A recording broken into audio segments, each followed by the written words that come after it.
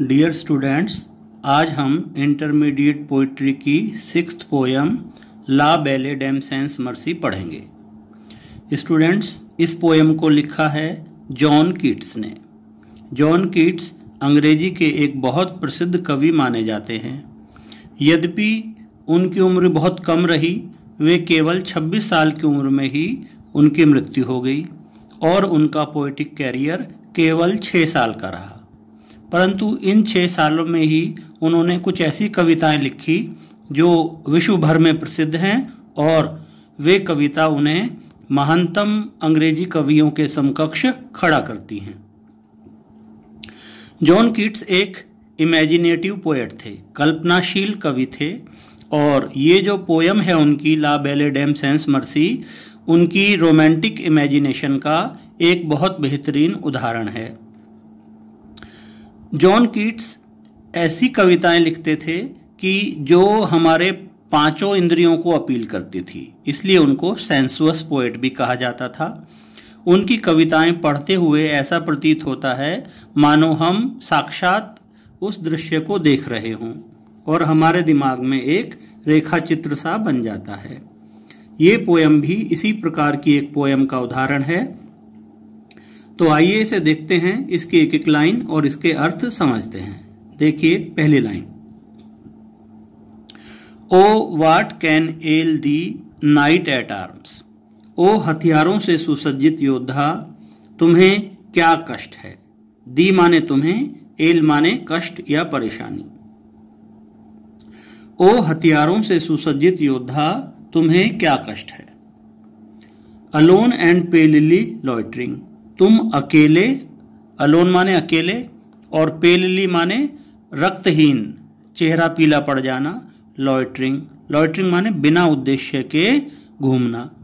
तो कवि ने एक योद्धा को अकेले घूमते हुए देखा तो उससे प्रश्न किए कि ओ हथियारों से सुसज्जित योद्धा, तुम्हें क्या कष्ट है। तुम अकेले और ऐसी अवस्था में क्यों विचरण कर रहे हो, क्यों भटक रहे हो। द सेज has withered from the lake. Says क्या होता है? सेज एक नरकुल का पौधा होता है जो नमी वाली स्थानों पर उगता है। ये एक तरह की घास होती है जो दलदली जमीन पर या नमी वाली जगहों पर उग जाती है। तो कवि कहता है द सेज has withered from the lake. Withered यानी कि सूख जाना, मुरझा जाना। लेक, झील के आसपास की जो सेज थी वो मुरझा चुकी है। एंड नो बर्ड्स सिंग, और कोई पक्षी नहीं गा रहा। फिर भी तुम ऐसी अवस्था में क्यों अकेले यहां भटक रहे हो। कवि फिर उससे आगे पूछता है O what can ail thee knight at arms. ओ हथियारों से सुसज्जित योद्धा, तुम्हें क्या कष्ट है। So haggard and so woebegone. Haggard का मतलब थका हुआ, अस्त व्यस्त। तुम इतने थके हुए अस्त व्यस्त क्यों हो। एंड सो वो बिगॉन, वो बिगॉन मतलब चिंतित या परेशान। तुम इतने थके हुए, चिंतित, परेशान क्यों हो। The squirrels granary is full and the harvest is done. गिलहरी का भंडार, गिलहरी का भोजन भंडार भरा हुआ है, अर्थात गिलहरी भी अब अपने घरों में है।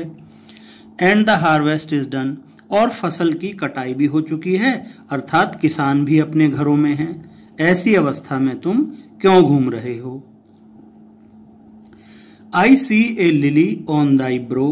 ब्रो माने माथा, दाई माने तुम्हारे। लिली होता है कुमुदिनी का फूल, 3 पत्तियों वाला सफेद रंग का। तो आई see a lily on thy bro, मुझे तुम्हारे माथे पर कुमुदनी अर्थात तुम्हारा मस्तक जो है सफेद हो रखा है। With anguish moist and fever dew. Anguish माने परेशानी, मॉइस्ट माने नमी, फीवर माने बुखार और ड्यू माने ओस। तो यहां कहने का मतलब है कि तुम्हारे माथे पर परेशानी के कारण नमी साफ दिखाई पड़ रही है। And on thy cheeks a fading rose fast withered too, और तुम्हारे गालों की जो रंगत है वो भी तेजी से मुरझा गई है। विदर्ड माने मुरझा जाना। तो इन 3 पैराग्राफ्स में कवि ने एक योद्धा को जब अकेले विचरण करते हुए देखा विपरीत परिस्थितियों में, तो उससे सवाल किए कि ओ हथियारों से सुसज्जित योद्धा, तुम अकेले और परेशान हालत में क्यों घूम रहे हो? झील के आसपास की हरियाली सूख गई है, कोई पक्षी नहीं गा रहा, गिलहरी का भोजन भंडार भरा हुआ है, किसान भी अपने घरों में हैं, तुम्हारा चेहरा पसीने के कारण भीगा हुआ है और तुम्हारे गालों की रंगत भी उड़ चुकी है। तुम ऐसी अवस्था में क्यों घूम रहे हो, क्यों भटक रहे हो? तब वह योद्धा जवाब देता है कवि को और बताता है कि I met a lady in the meads. वो योद्धा कहता है कवि से कि I met a lady in the meads, meads माने चारागाह, घास का मैदान, कि मुझे एक घास के मैदान में एक युवती मिली, फुल ब्यूटीफुल, बहुत सुंदर, ए फेरीज चाइल्ड, परियों की संतान लग रही थी। हर हेयर वाज लॉन्ग, उसके बाल लंबे थे, हर फुट वाज लाइट, और उसकी कदम, उसकी चाल हल्की थी, मंद मंद गति से चलती थी। And her eyes were wild, और उसकी आंखें नशीली थी। यहां माइल्ड, वाइल्ड से मतलब है मस्त, उसकी आंखें मदमस्त थी। आगे देखिए, I made a garland for her head. योद्धा कहता है कि मैंने उसके सर के लिए एक हार बनाया, फूलों का हार बनाया। एंड ब्रासलेट्स टू, ब्रासलेट्स होते हैं बाजूबंद, हाथों में पहनने वाले, और बाजूबंद बनाए। एंड फ्रेग्रेंट जोन, एक और खुशबूदार तगड़ी, देखिए कमर में पहनने की जो होती है। शी लुक्ड एट मी, कवि कहता है, लेखक कहता है कि योद्धा ने कवि को बताया कि she looked at me as she did love. उस युवती ने योद्धा की ओर इस प्रकार देखा जैसे वह उससे प्यार करती हो। एंड मेड स्वीट मोन, और उसने मधुर विलाप किया। योद्धा आगे बताता है, I set her on my pacing steed, मैंने उसे अपने तेजी से दौड़ने वाले घोड़े पर बिठाया। स्टीड माने घोड़ा, पेसिंग माने तेजी से दौड़ने वाला। मैंने उसे अपने तेजी से दौड़ने वाले घोड़े पर बिठाया। And nothing else saw all day long, और दिन भर कुछ और नहीं देखा। For side long would she band and सिंग, वह एक तरफ झुक जाया करती थी और परियों का गीत गाती थी। आगे देखिए, she found me roots of relish sweet, relish माने स्वादिष्ट, रूट्स माने जड़ें। योद्धा बताता है वह मेरे लिए स्वादिष्ट जड़ें ढूंढ कर लाई। एंड हनी वाइल्ड, जंगली शहद, एंड मन्ना ड्यू, और दैवीय भोज्य पदार्थ और देवताओं के खाने के पदार्थ मेरे लिए लाई। And sure in language strange, और एक अजीब भाषा में वह बोली, आई लव यू ट्रू, मैं तुमसे सच्चा प्यार करती हूं। आगे देखिए, she took me to her elfin grot, elfin grot माने रहस्यमयी गुफा। योद्धा बताता है कि वह मुझे अपनी रहस्यमयी गुफा में ले गई। And there she wept and sighed full sore, वहां वह रोई और उसने ऊंचे स्वर में आहें भरी। And there I shut her wild wild eyes, और तब वहां मैंने उसकी मस्त आंखें 4 बार चूमकर बंद कर दी। And there she lulled me asleep, योद्धा आगे बताता है देयर, वहां शी लल्ड मी अस्लीप, लल्ड माने लोरी देकर सुला देना, वहां उसने मुझे लोरी देकर सुला दिया। एंड देयर आई ड्रीम्ड, आह वो बीटाइड, और वहां मुझे स्वप्न आया, बहुत ही डरावना स्वप्न आया।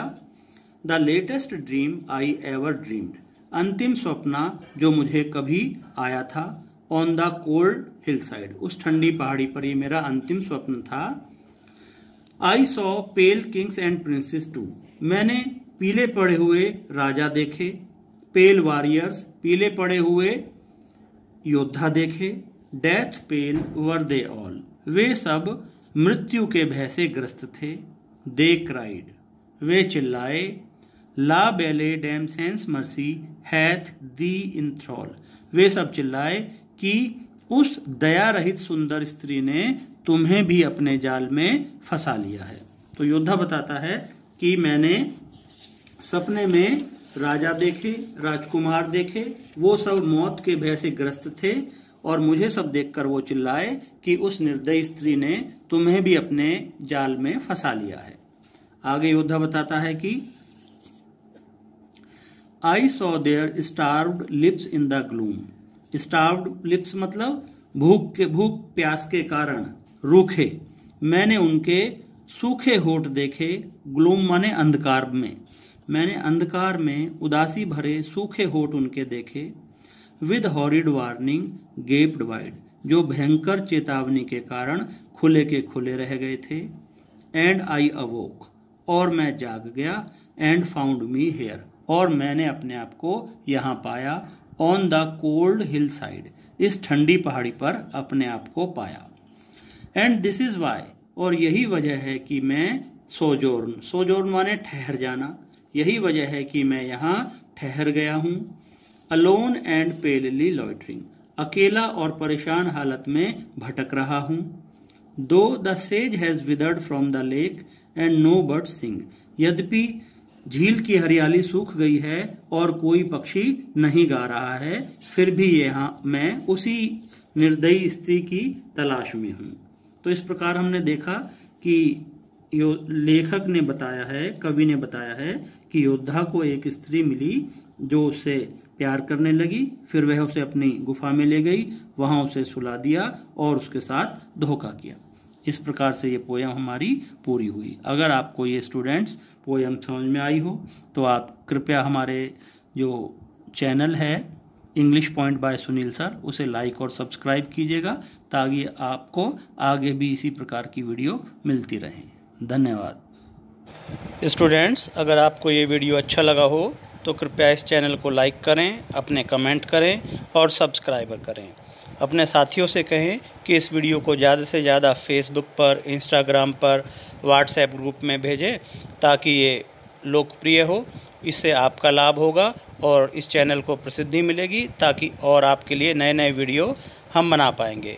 आपके कमेंट से आप सब्सक्राइब करते हैं तो मनोबल बढ़ता है और नया नया अच्छा करने का आपके लिए हौसला बढ़ता है। तो इसलिए आपका सहयोग बहुत ज़रूरी है। कृपया इस चीज़ को आप ध्यान रखें। आपका धन्यवाद। जय हिंद, जय भारत, वंदे मातरम।